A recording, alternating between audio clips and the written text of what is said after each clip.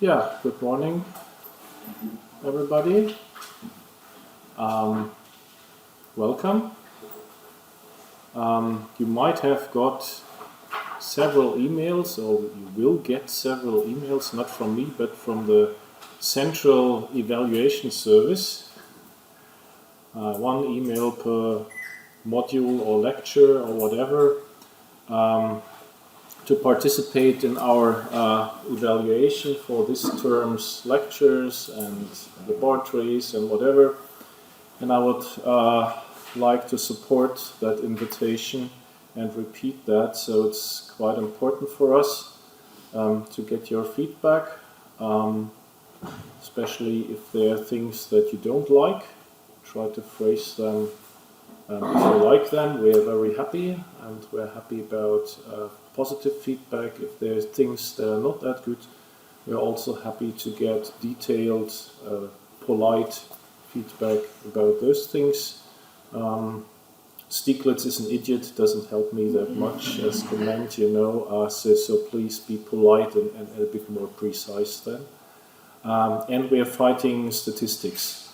So we need a feedback of evaluations of at least 5 persons to stay anonymous, but not less than 10% of those who have signed in.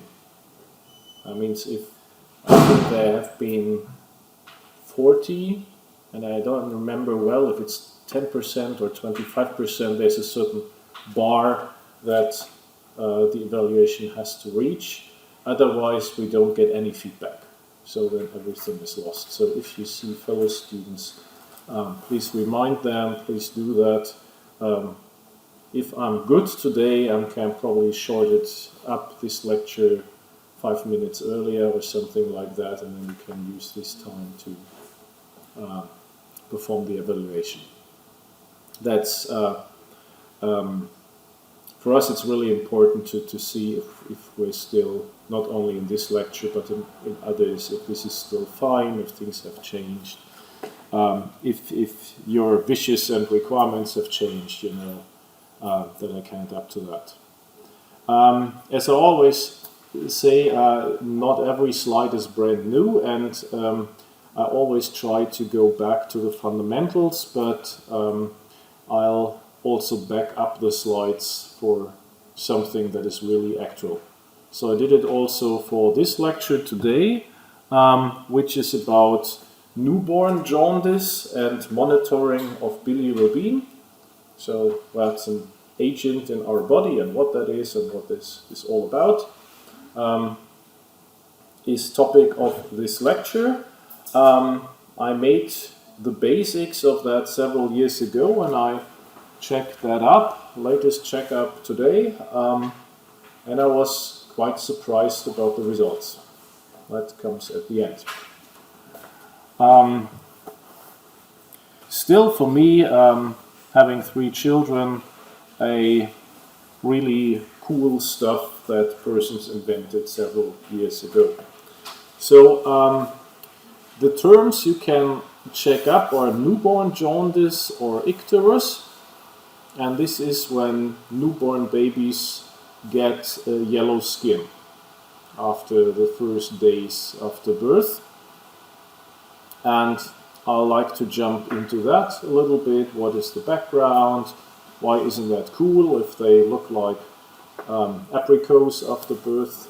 And what can we do? And then we come to one of the technical solutions to that. Use spectrometry to detect the amount of that agent, bilirubin, and the technical solution, how this basic idea has turned into a device. And then I'll try to check up at least roughly, so it's not a comprehensive research that I did, but what's on the market and what does science say. That's always exciting if you go on the web pages of the companies, and of course they promise you everything and they sell you everything. And if you then compare their statements with the state of the art in PubMed, for example, and it could be either that you do not find anything for the last 10 years, means probably that the method is dead, or you find brand new outcomes, or you find still articles that discuss that method.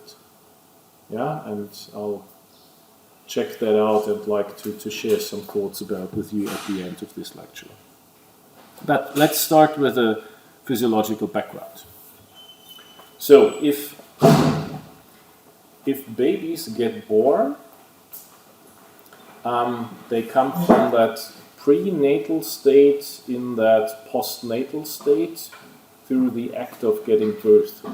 And I learned just last week from medical doctors that this is a very serious event where you can, where a lot of things change. I knew that some things change. You no longer are connected to the blood supply of your mother. You have to breathe by yourself, and a lot of organs are not fully developed. So the brain is still under development. The immune system has to be ramped up. And the exciting thing for me that I learned last week is that this period of ramping up everything, to say it more on a very technical description, is not yet fully understood. So there are huge collaborative research projects undergoing in the Faculty of Medicine to better understand what is really going on there in that transitional period. And one of the things that are happening is that the amount of red blood cells, the erythrocytes, is changing during that period.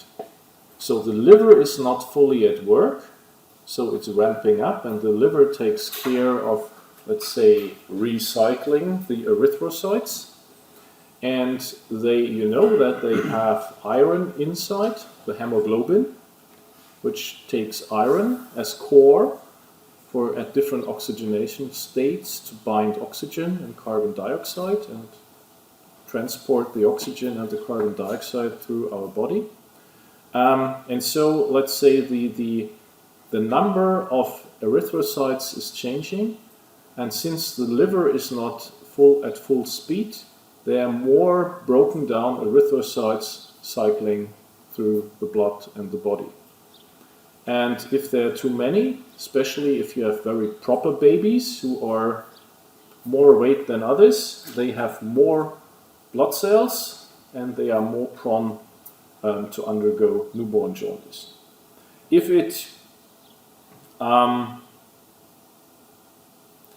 it would be, normally that's harmless, if you have a little bit of change within some values, that's something where humans and all living beings can cope very well. But if it's too much, there might be some damages, and I come to that in some seconds, and you have to adapt that. And the question is how to measure that. And as we are getting more and more international, also the question, can we measure that with all colors of the skin? If you look around on your skin color, there are differences, and if you would measure just probably at one spot, it could be that what is reddish for one person is pale for another one, and then you have to take care how to cope with that. That's easier if you drag blood, then you have just the blood and no barrier, no physical barrier as the skin in between. And this is also a topic of today's questions and answers, so how to do that. This has come now more into the awareness of researchers, all that worldwide diversity, but there have been, I know from some studies where this was for not in the research schedule, and then you came to a point where you said, oh, that's cool, but I think that doesn't work for the next group. Yeah, and this is a bit of pity if you do not consider that from the very beginning. So, to cut it short, all in all, before I go into details, normally it changes over some days, you don't have to take care, and everything is fine when the liver has ramped up after some days. In adults, we have now some, the usual numbers so that we get an idea where we are and what that means. In adults, we have a concentration of about 21 micromole per liter of bilirubin, and this is not that much. And if you go some lines down, in newborns, we have about more than 200 micromoles per liter. That's a factor of 10. That's something that's probably too much. You find yellowish color of the skin, and that neonatal screening is, if you are in a hospital, that's done regularly. I mean, if you are at home and nobody's with you, then it's probably not done, but if you are in a hospital, it's done after birth, and then it's done over the first 3 days, and you find out if it's good or not. Usually it's harmless if it drops at a certain level, and the enzymatic system is then ramping up, and that's all fine. It's especially serious in very heavy-weighted children. I know that because 2 of mine were really more heavyweight than expected. And they both underwent that newborn jaundice, and some tricks were played there. The reason why it's so serious is that if the level of bilirubin is too high, that can induce ganglion cell damage. And that's the phase where the brain develops, and if you have then these things in the brain, you can interrupt the normal or the physiologic development of brain cells. It might get toxic if the level is too high, and then it also damages the liver, where the enzymatic system to cope with that should be developed, and it could interfere with the heart. So really the brain, heart, liver, 3 important organs where one should take care. So the gold standard to find that out is to measure the total serum bilirubin. So how much bilirubin is traveling around in the serum of the blood. And that would mean you have to take blood, about 150 microliters, that's not that much. Then you centrifuge that, and you put this stuff afterwards in a direct photospectrometer at 455 and 575 nanometers. That should be yellowish and green, if I'm right. So 2 wavelengths. Or, if this is not good enough, you take high-pressure liquid chromatography. That's even more precise, but these are huge devices, huge machines, cost a lot of money. There are 2 downsides with that. Not written down here on that slide. First, you have to drag blood. If you have a newborn and you do that every 5 hours or 6 hours, so 3 times a day, at latest on the 2nd day, the babies know what comes next, and they don't like that. So a lot of screaming, a lot of stress, a lot of the mother is under stress, the nurse is under stress, the baby is under stress. There's not only 1 baby there, but probably 20. They are all crying, and if 1 baby cries, all the 19s join the choir. So I could not work there. Some people have thicker nerves than I have. So that's one. So it's getting stressful. You have to take care that everything is clean and tidied up. So you take normally a lancet, so a very sharp metal thing to poke into the heel of a baby, drag some droplets of blood, put that in a vial, put something to close the vial on top. You need a printout or whatever sticker to write the name on that. You collect that all in a box. Once or twice a day, a person comes, takes all the boxes to a laboratory. You do that investigation. Then the laboratory writes down the results. Since we are in Germany, email is forbidden. You write everything on a piece of paper, you take a fax machine, you fax it over to the hospital, the nurse takes all the numbers, fill them in some other forms. That's a mess. That takes a lot of time. So the time between investigation and result is at minimum, I guess, 5-6 hours. And then you take measures afterwards. I must have written that down. Yeah, here. Probably on the next slide, sorry. So that means it's time consuming, it's failure prone, can screw up names and numbers, and could be cross-contamination due to dragging blood if you don't sterilize everything and disinfect things. Measure is that the babies come under UV light. By getting under UV light, you do something that I don't know why that helps, but they all go to the tanning station. There, you need that band over the eyes because that's dangerous for the eyes, the UV light. And they might get, that's the trick of the nurses, if they say, well, this baby is completely healthy, they give some glucose and then it's getting better.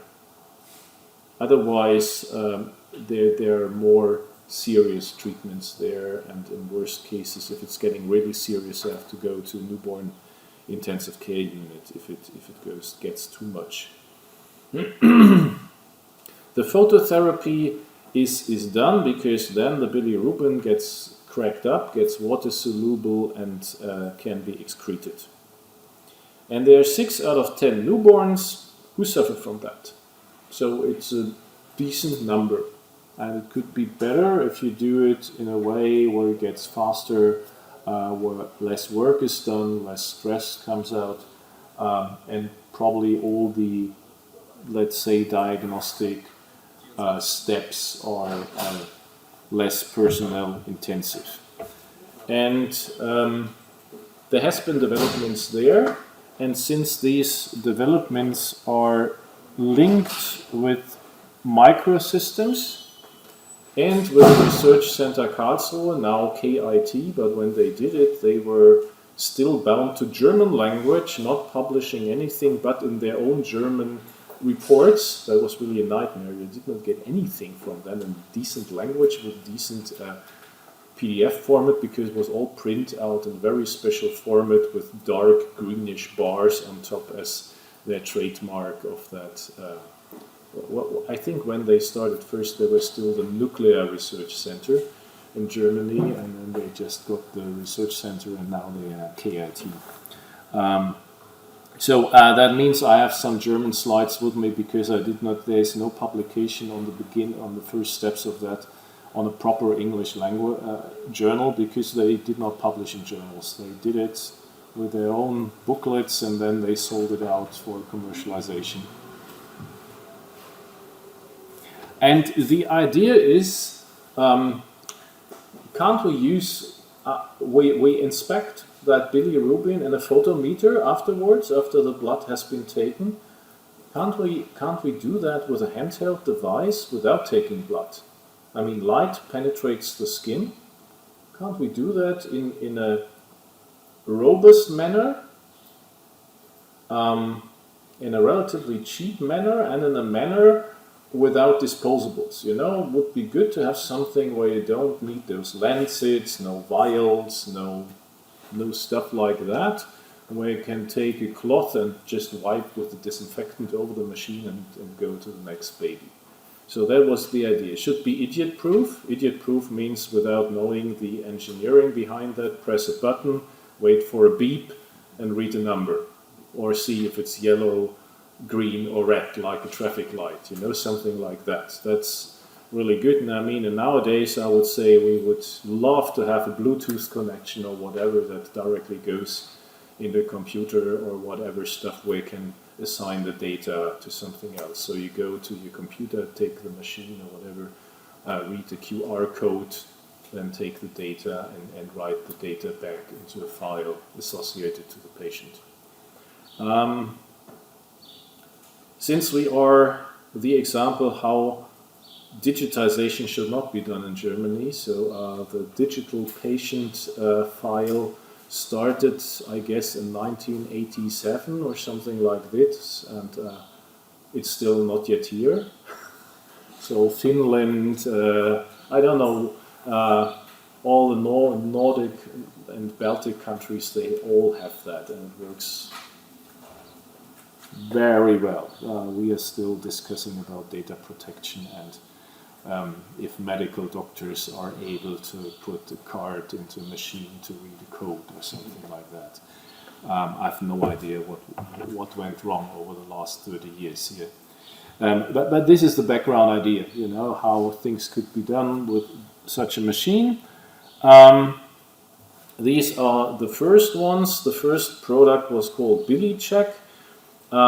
It was done by German companies who bought the patent from the Karlsruhe Research Center and made the core part, shown here on the right-hand side. I'll go into detail on the next slides. And then it was commercialized by Respironics. Respironics was sold to Medcare Visions, and Philips bought Medcare Visions.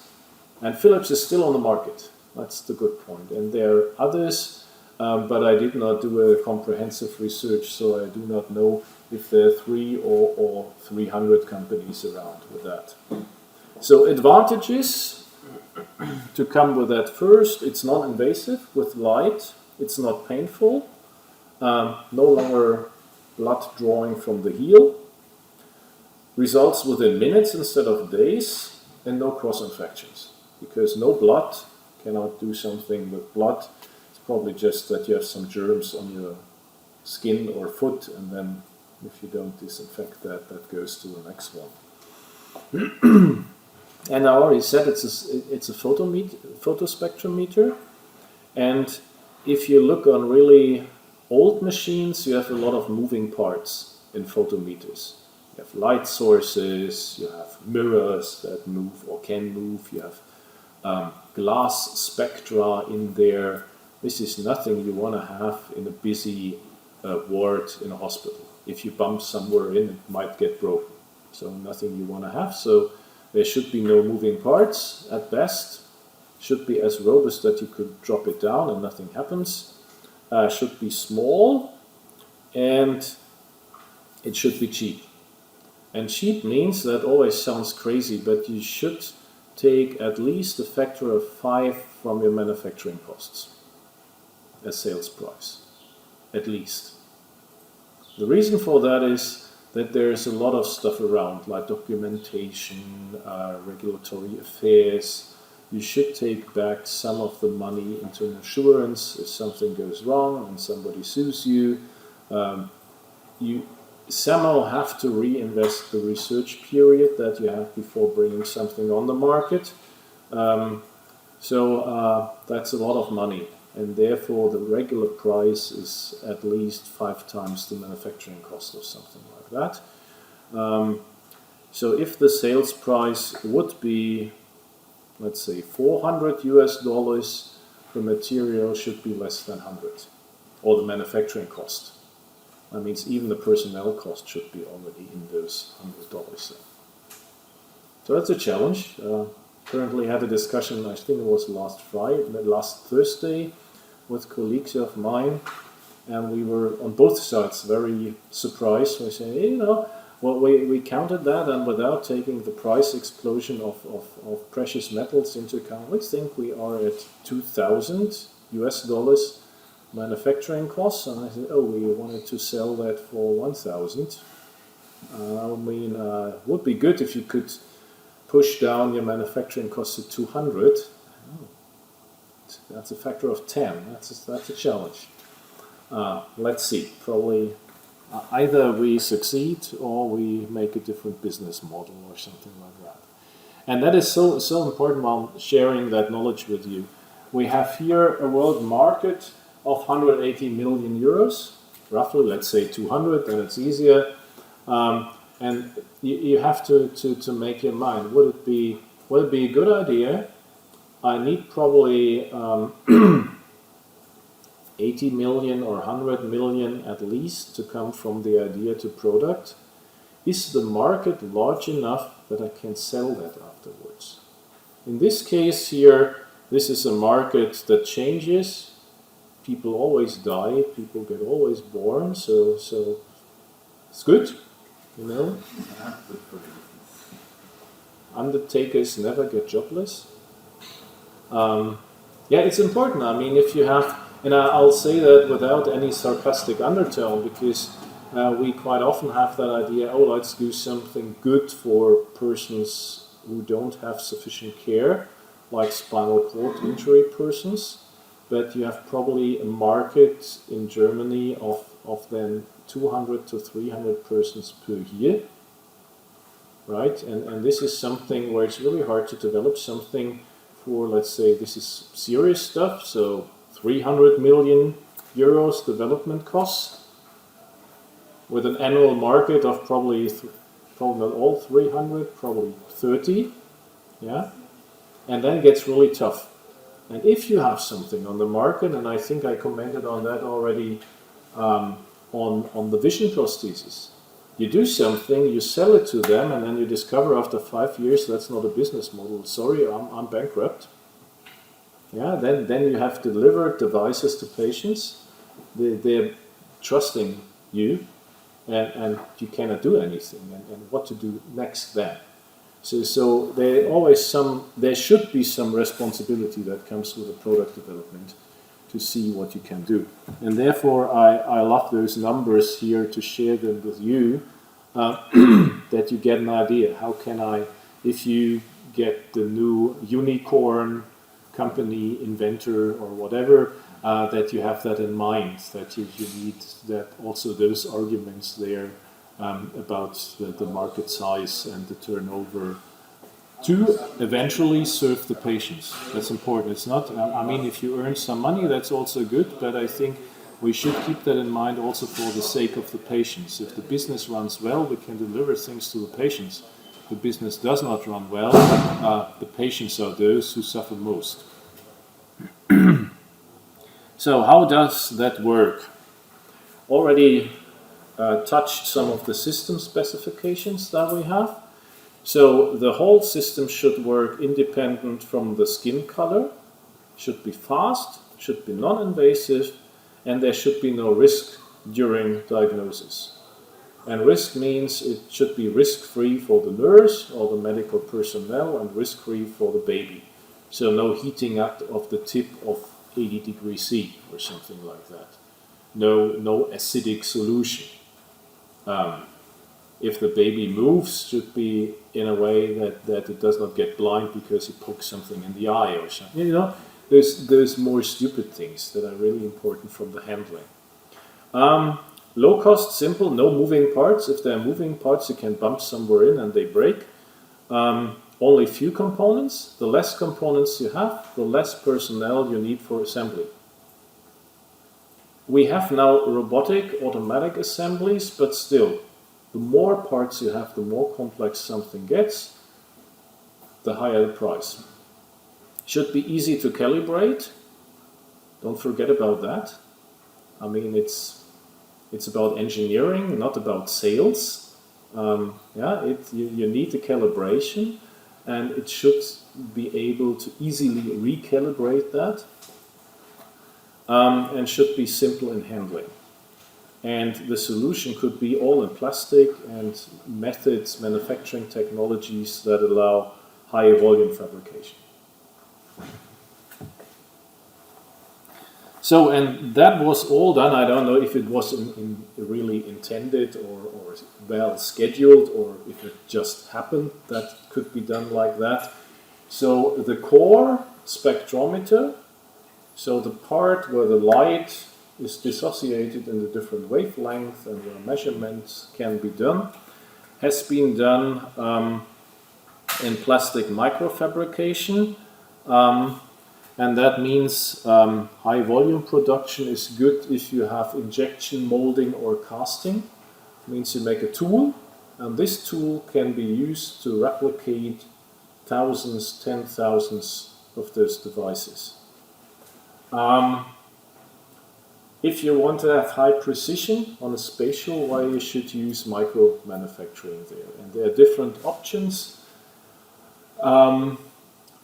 with a lot of abbreviations here.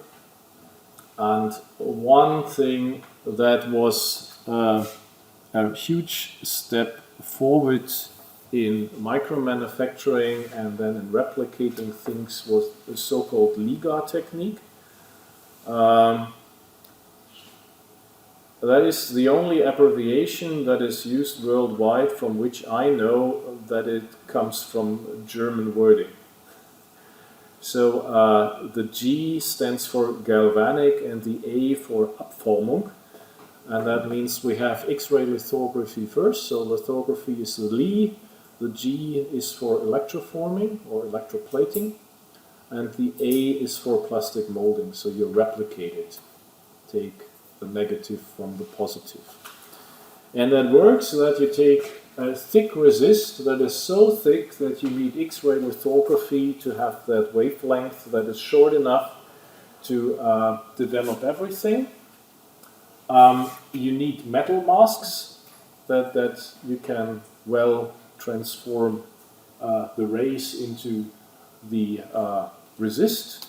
Then something chemically happens there. You can develop the resist. You do electroplating. Afterwards, you release the resist, and thereby you get a tool like a stamp. Yeah, it could be a stamp or a mold form where you use injection molding, and then you can replicate everything. This is here with the 3 letters IMT, since this was done at the Institute of Microtechnology there at KIT. Yeah. Do you know if the LIGA process is still used for this? Because I think that it's a bit outdated. Because I think it's the first process which could do these high aspect ratios, but now there are other techniques. It depends. It depends. I think there are still some processes where it's good enough to do others, and there are rare few niche things where LIGA is still done. But it's relatively expensive, that process, to do the tooling, and I don't know if all the materials are still very fashioned in medical device technology, since you have nickel in there, and which is kind of allergic, and if you get in contact, here you don't get in contact, that's all covered. But yeah, you're right. But the old stuff took place in LIGA, and I know that there are EDM, ECM, other techniques where you can do a lot of stuff. But to be honest, I don't know what the high series manufacturing throughput companies use to make their mold forms. The good thing is that you really have high aspect ratio here at smallest structures, where I believe there are few other techniques where you can do it in that precision if you need that particular aspect ratio of height and width and surface quality. If it's less, you can do other stuff for sure.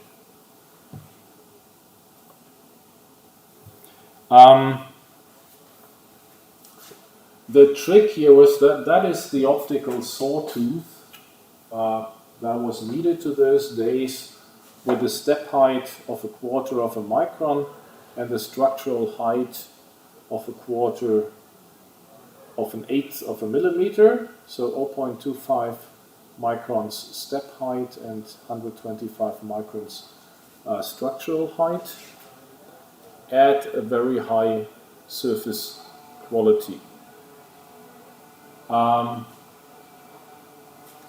High surface quality means here roughness RA of less or equal to 30 nanometers. And there are many polymers, BMMS, so plexiglass was one of the famous ones which has been used there. And when we look here, gold is inert, but copper and nickel are good materials, but if we go into medical devices, they are known for their toxicity and allergenity, so it's a bit tricky to rely on them.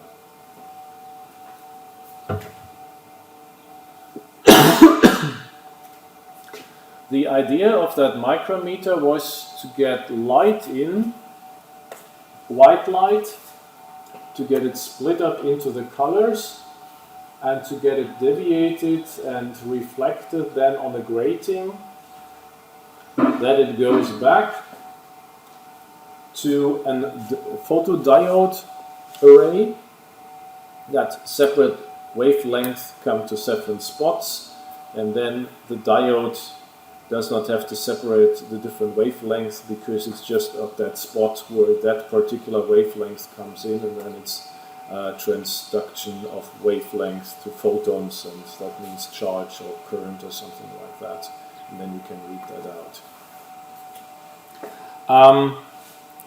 In that approach here, it was that Liga technique, at least in the old ones, used here, that you can first design and calculate what you like to get, make a mask out of that, transfer that mask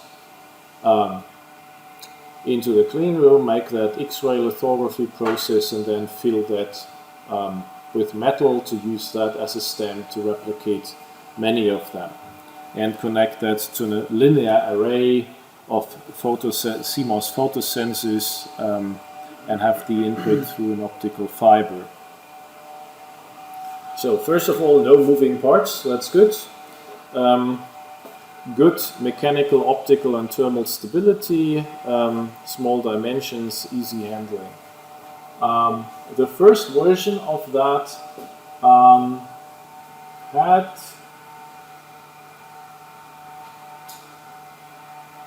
that detector array here from Hamamatsu, good signal to noise ratio, more than 5,000.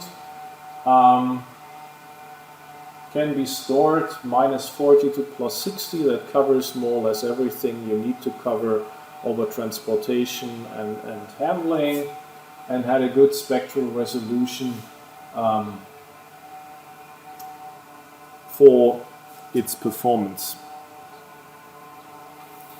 The idea was here a grating spectrometer. So you have a grating, and dependent on the wavelength, you get a different deflection there, as the equations tells us. So incoming light, reflected light at the angles of alpha and beta, and that depends on the grating constant, the order of diffraction, and the wavelength.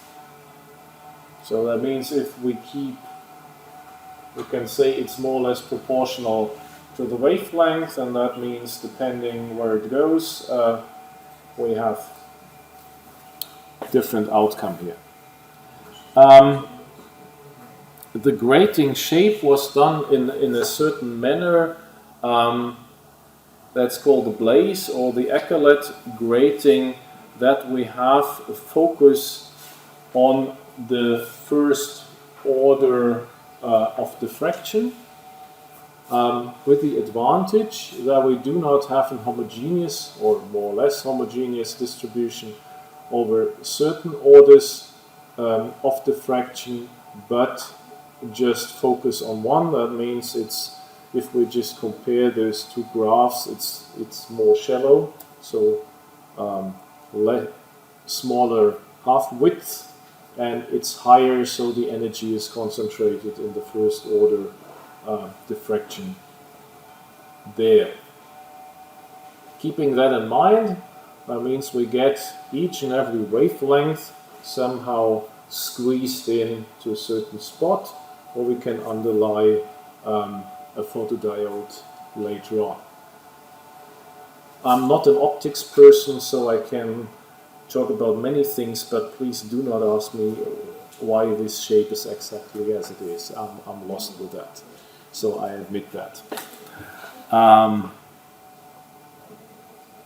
So that's what I already said. And this is how it looks like if we look on top of that. So if the light comes in with a waveguide here, white light, it hits the grating, and if this is not straight but in a certain curvature, so-called Rowland geometry, then the first order no, that's the minus first, that's the first one, diffraction order here, where the detector array is then placed.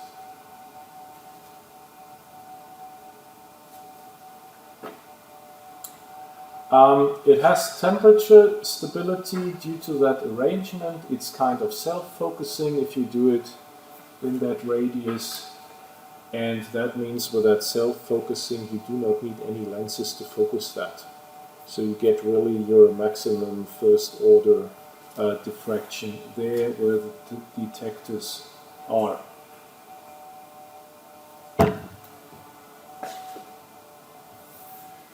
Underneath is a photodetector array, so CMOS photosensors, you can buy them on the market.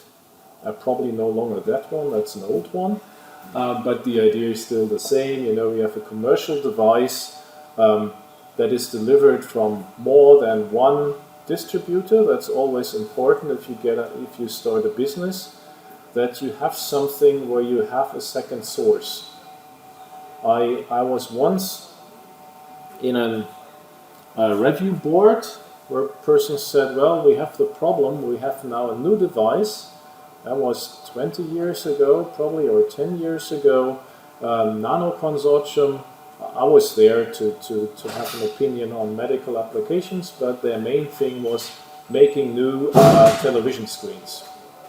So they had quantum rods, so very tiny little rods, with quantum dots in there, and they could tune the bandwidth such that you have 3 colors, and you arrange 3 of those rods, and then you have that RGB on the screen. And they had patents of that, and the coolest thing was that they invented a new word, and they have patent on that and then commercialized that. That's aerotaxi. They grow the quantum rods while they were flying.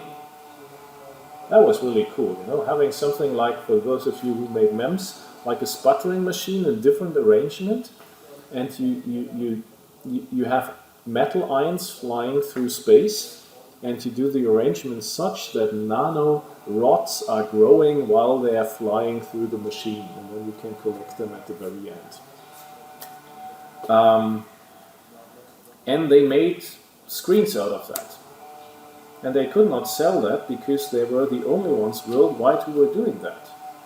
And they tried to sell that to Samsung, and Samsung said, look, if I'll buy that from you, you can dictate your price. I don't want to do that. So if you encourage somebody else to make a separate company with separate persons from you somewhere else in the world, we can talk about that. And we have 2 sources, we can negotiate with both of you, and if one decides no longer to make those things but other stuff, we're still safe. And that's very important in many cases. If you do not have a second source, you're lost.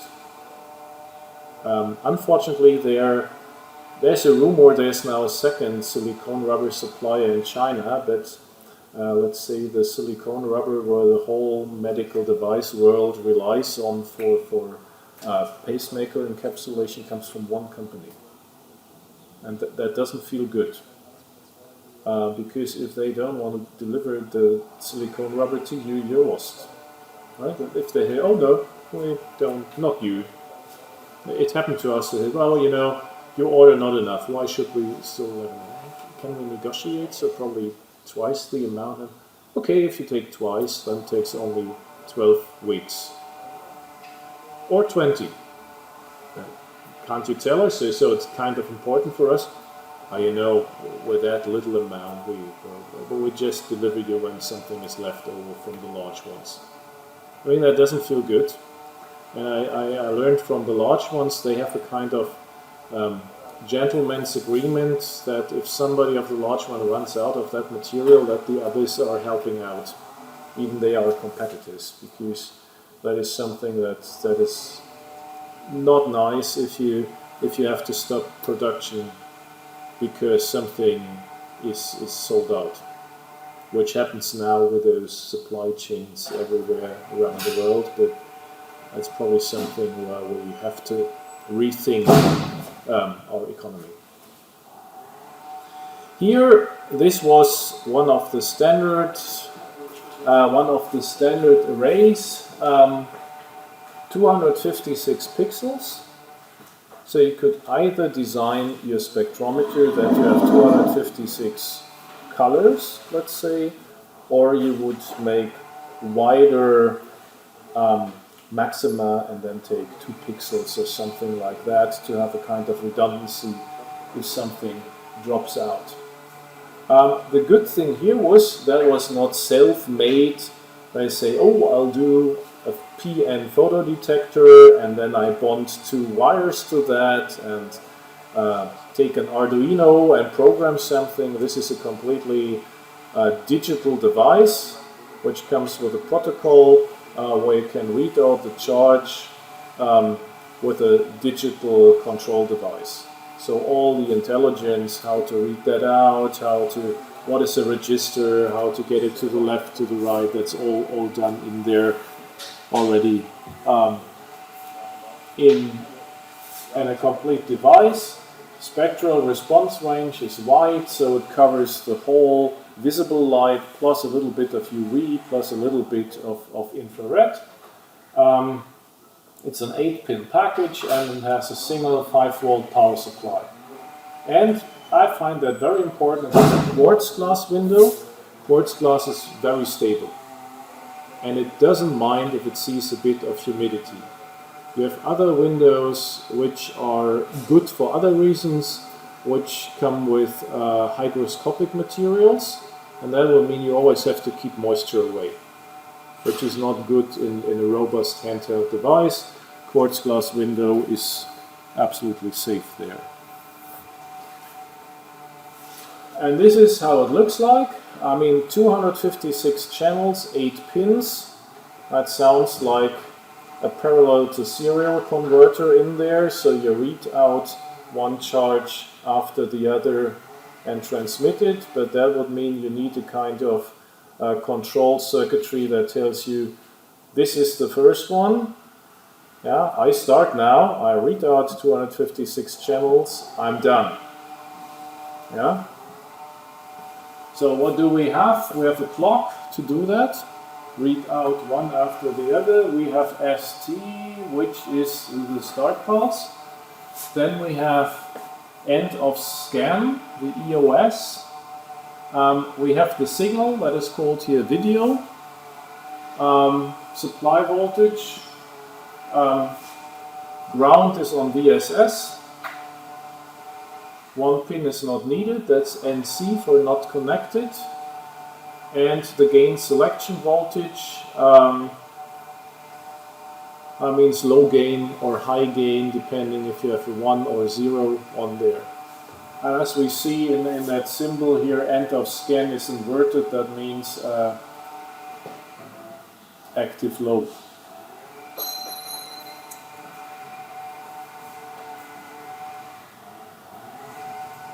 Good, that's all what we have. You see the photodiodes there, the address switch, the digital shift register, and then the charge that goes out over the video system.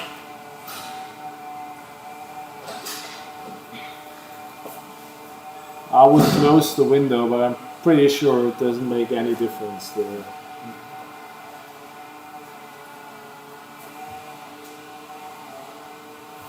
So this is how the readout looks like. The storage time, so the start and end sequence. The clock to shift all the values through. The end of scan signal, that means it goes down when the scan is over. And depending on the intensity, the video signals, the larger they are, the higher the intensity has been.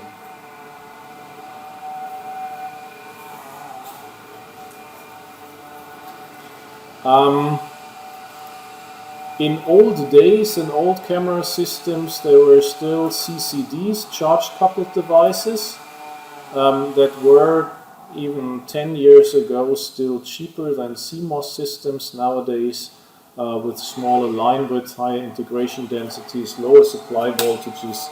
Everybody uses CCDs, that's now the standard.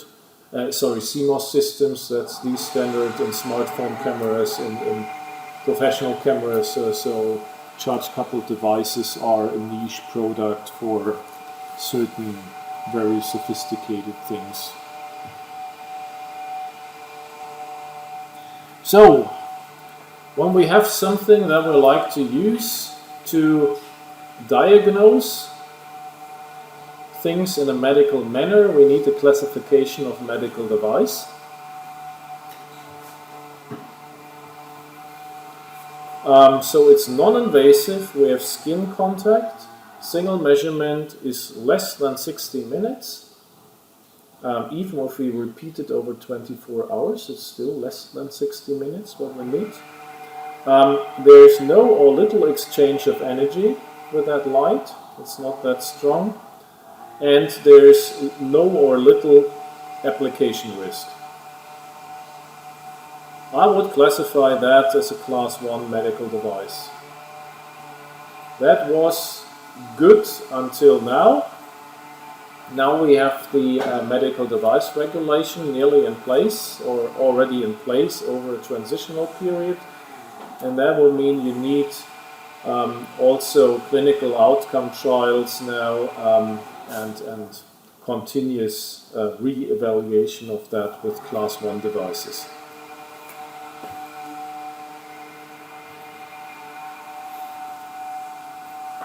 So we need calibration, that's good. I mean, otherwise you never know what you do. It's white light. White light means we can split it up. So we have different colors and can use different colors to cancel out the effect of the skin color. And they promised here 137 wavelengths in the range between 380 and 785 nanometers. That's in the visible range, with 12 nanometers resolution, and then all the important things are in the algorithm to get out what you need. There are other applicants that have less frequencies. There can be 1 or 2 or more light emitting diodes for emission, and then another detecting scheme. You can blank pigments if you use 620 and 720 nanometers, and the blood influenced by hemoglobin with 545 and 575 nanometers. So I think company persons could discuss a lot what is better or worse. This is not the topic of this lecture, if device A is now better than device B. It was more about introducing that. And the question is how to prove that it's good. Yeah? You come with something, a new device, a new therapy, and you have to prove others, might be the notified bodies, so the legal entities, if you want to prove something. You have to convince medical doctors that they use it, and you have to show your competitors that you're at least as good as they are. If you want to have reimbursement for a new therapy, you normally have to show that you're better than the state of the art. And better could be either higher selectivity or less invasiveness, less risk, something like that. And you do that here, for example, on such a plot that you measure what you like to measure, that transcutaneous light-mediated bilirubin concentration here on the x-axis, and you do that in parallel to dragging blood and analyzing it in a standard way. with laboratory equipment. Plotted here on the y-axis. And then your data cloud that you get should be grouped around a straight line. And the closer everything is together, the better it is. And then you can do statistics to show that this is a kind of Gaussian distribution and that your confidence interval is in 1, 2, 3 sigma around the mean and stuff like that. If you have strong deviations at low concentrations, it might not matter here, because that will mean you're healthy and you're on the safe side. Now we have to be here at a certain height to prove that we are pathophysiologic. Yeah? And this should cover what is usually covered. If you remember, adult persons, if they're healthy, have about 21 micromole per liter. So we are here at 68 point something up to 270 something. Same on the x-axis, which is then the range of interest.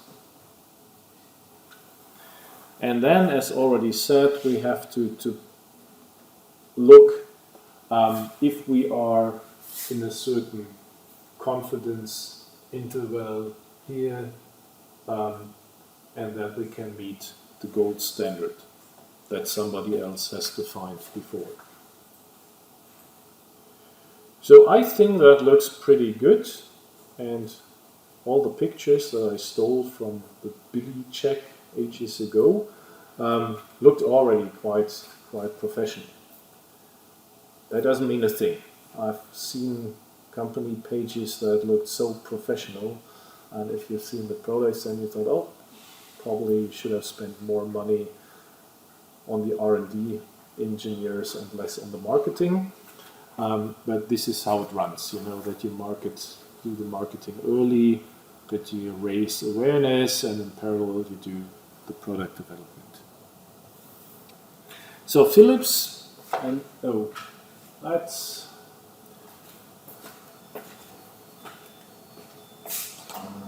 probably better with a bit more contrast here. So the Billy check system still is called the Billy check system. It's still with Philips.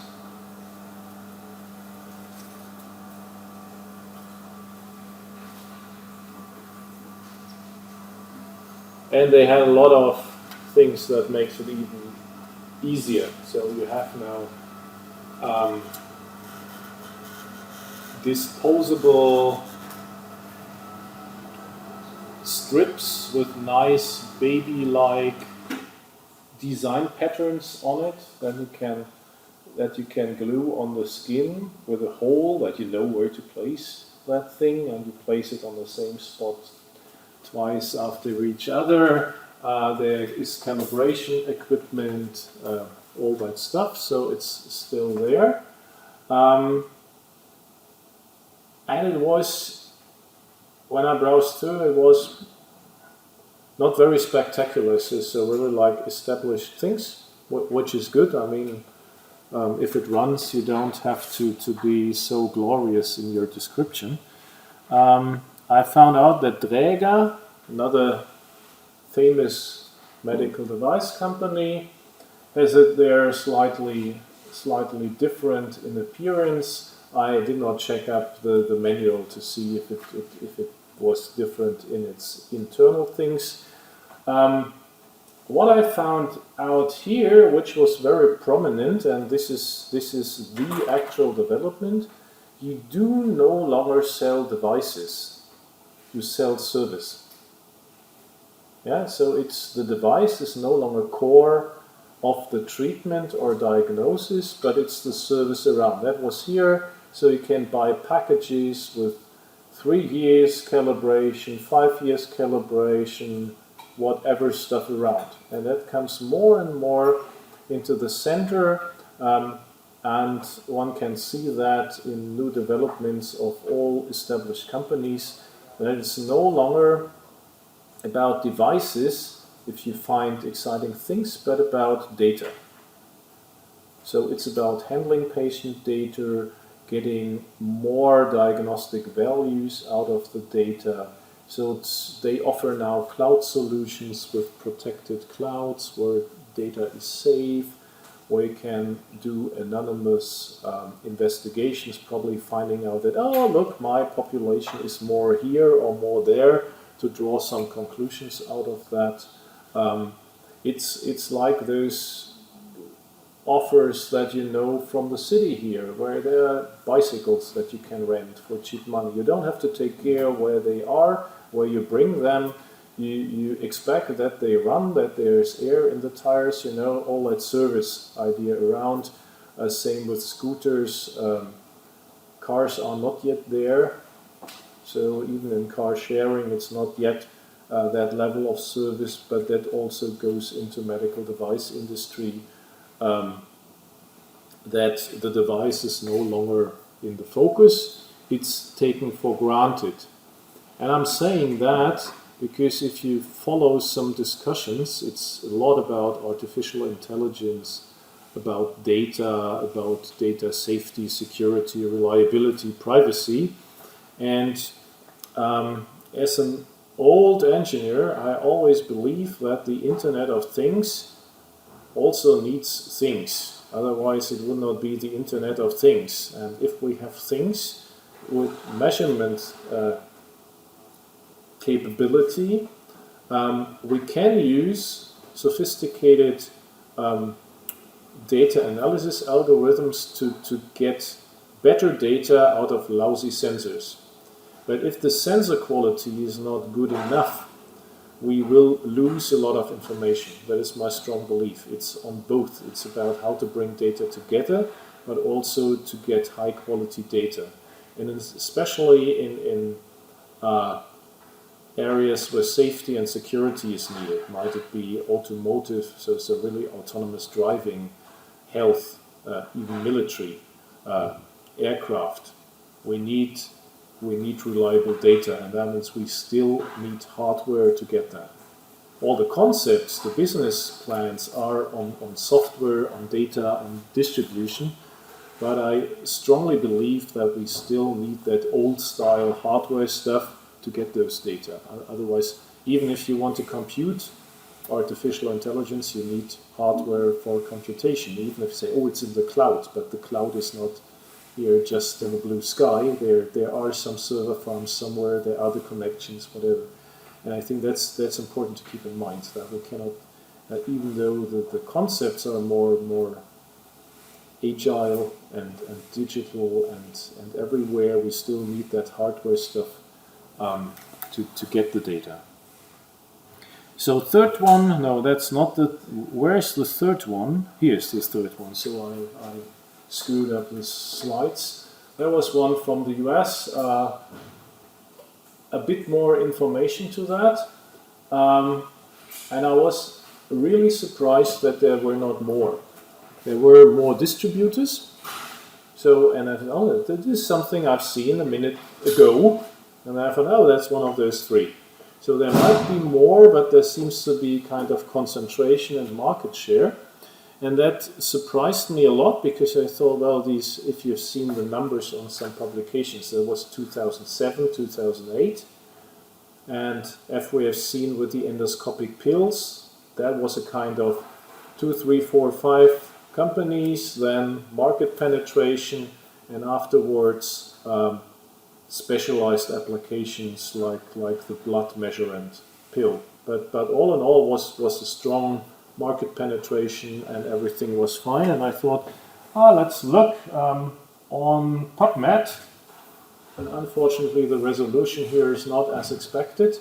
And I put in jaundice meter, because I thought this is what I found in all three of them as keyword. And this is a keyword that PubMed already has. That's good.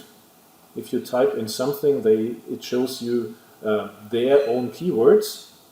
And I said, oh, that's fine. And when pressing enter, it tells me I have 100 hits. And that was a surprise for me that there were only 100 hits. And amongst those 100 hits, there is still, what I read out, the abstracts and the titles there, still a discussion how reliable it is. So there seems to be some, it's not that is really taken very enthusiastic into the newborn wards. And that surprised me a bit, I have to say. And I've no idea what the reason behind that is. It could be manifold. It could be that the business concept is not yet somehow in the hospitals. It could be that the reimbursement scheme is a bit odd. That's sometimes a showstopper. If you get 50 euros per investigation and you spend 5 for material in one thing and you spend, don't know how much it is, probably 500, and then they say, oh, but we cannot reimburse those 500 to you. So it might be, I have no idea what the business concept behind that is, but there was one thing, and I was really surprised that in the year, and this is from, I checked it up, sometimes something pops up from 1998 at the top hits, and then you say, oh, come on, that's 25 years old. But this is 2022 and 2021. Those studies, is transcutaneous bilirubin concentration as valid as that one from drawn blood? And that surprised me a bit, since the other publication where I showed you those plots and the reliability was from 2008. So 14 years later, still the same discussion. I've no idea where this comes from. I'm pretty sure if somebody of those guys will cross my path, I will ask them from Träger or Philips why this is not now the standard method. But it could be that there are some obstacles that I did not see so far, or some things that didn't work out as well when you just go through the literature and the web pages. Nevertheless, I still believe in that. I think it's a beautiful idea to take optical measures there, and we've seen it from other applications that was really changing the whole system. So, with that, I'm at the end.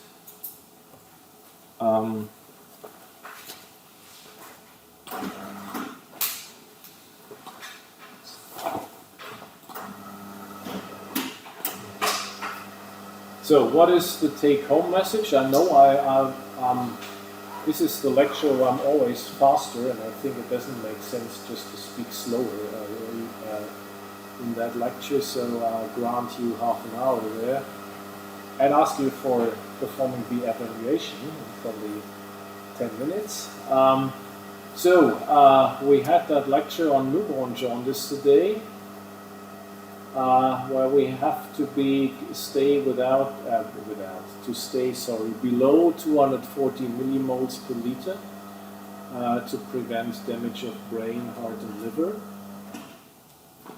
Phototherapy is still the therapy of choice, that you put newborns under UV light to get that bilirubin changed into water-soluble state. That microspectrometer is a nice MEMS example what can be done if you do things cheap and small, and that blaze grating helps us to deliver that intensity, so to bring the optics knowledge into microsystems device, and then add on signal processing to increase the reliability of data and reasonable manufacturing costs to spread that out. So, that's all for today, a bit faster than usual. Thank you very much for being here. Please do not forget the evaluation. That was the 3rd time, so I'll stop now. I hope to see you again next week same time. Some of you already on Wednesday, different course, same time. Enjoy the summer. Bye-bye.